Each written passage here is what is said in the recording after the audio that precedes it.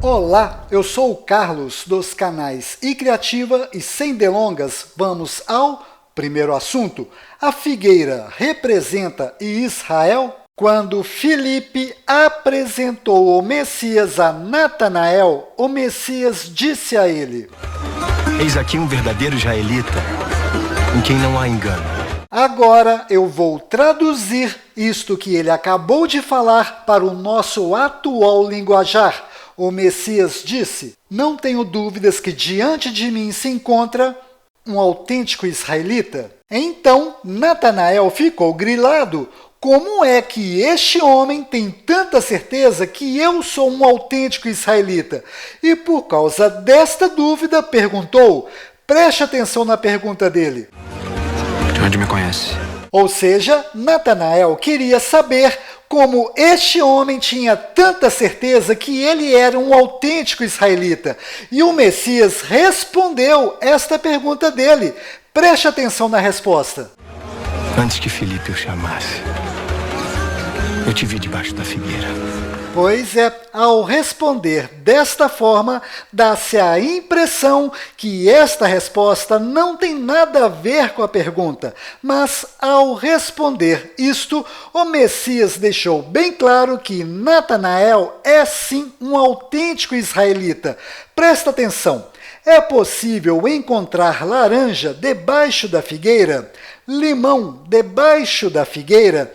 Mexerica ou outras frutas debaixo da figueira? A resposta é não, pois debaixo da figueira só é possível encontrar israelitas, pois a figueira representa Israel, as folhas da figueira representam os israelitas e os frutos da figueira, os figos, representam as obras feitas pelos israelitas que agradam o Criador.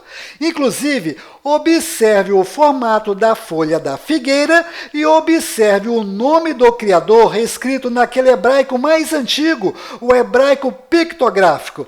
Pois é, né? Você ainda tem dúvidas que as folhas da figueira representam os israelitas? Ah, não se esqueça, era necessário ser israelita para fazer parte dos 12 apóstolos e, consequentemente, Natanael estava no lugar certo antes de fazer parte dos 12 apóstolos por ser uma folha da figueira. Presta atenção. Toda vez que o Messias mencionou a palavra figueira, ele estava se referindo a Israel, pois a figueira simboliza Israel, as folhas são os israelitas e os frutos, neste caso os figos, são as obras feitas pelos israelitas que agradam ao Criador. Declara isto que estou lhe explicando e desenhando, pois nos meus próximos assuntos e nos meus próximos vídeos, irei usar sempre esta mesma metáfora que o Messias usou.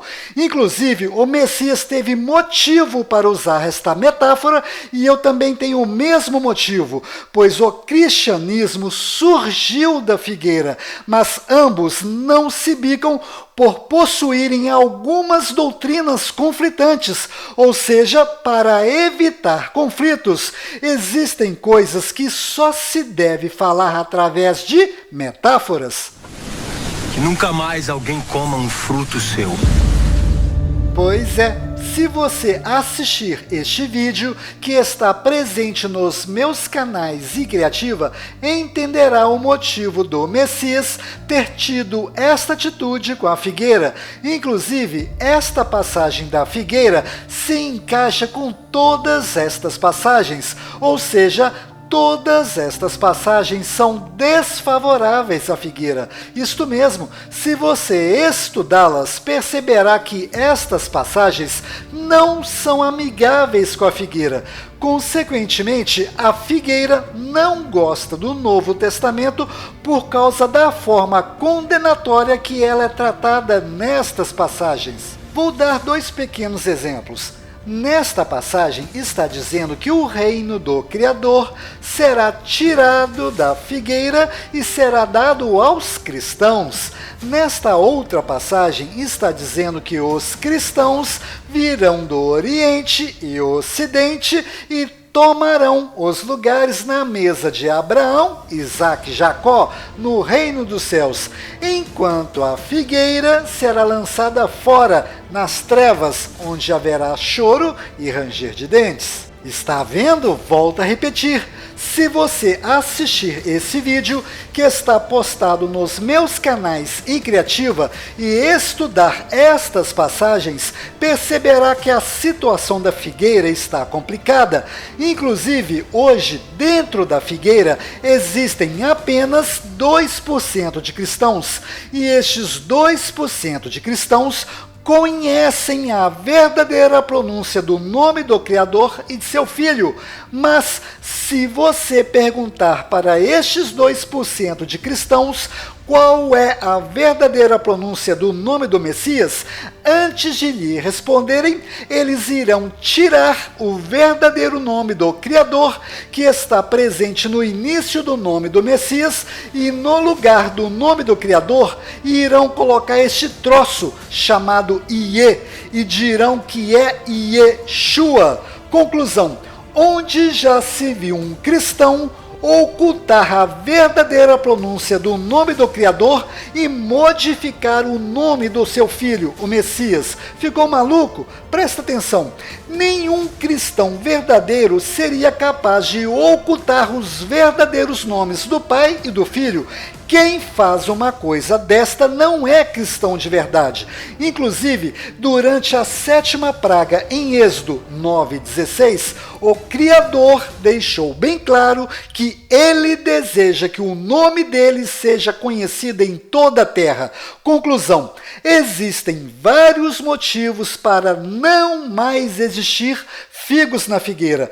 Entre os motivos estão a ocultação da verdadeira pronúncia destes nomes. Ou seja, quanto mais você estuda o Novo Testamento, mais você entende as razões do Messias de ter amaldiçoado a figueira. Bom, eu sei que existem muitos cristãos que são defensores da figueira, mas todo aquele que presta atenção nas diversas informações existentes no Novo Testamento perceberá que a situação está grave para a figueira. Inclusive, nesta passagem está bem claro: todo aquele que nega o Filho está negando o Criador. Ou seja, quem estuda de verdade o Novo Testamento e presta atenção nas informações, entende os motivos do Messias de ter amaldiçoado a figueira. O hebraico é uma língua exclusiva da figueira.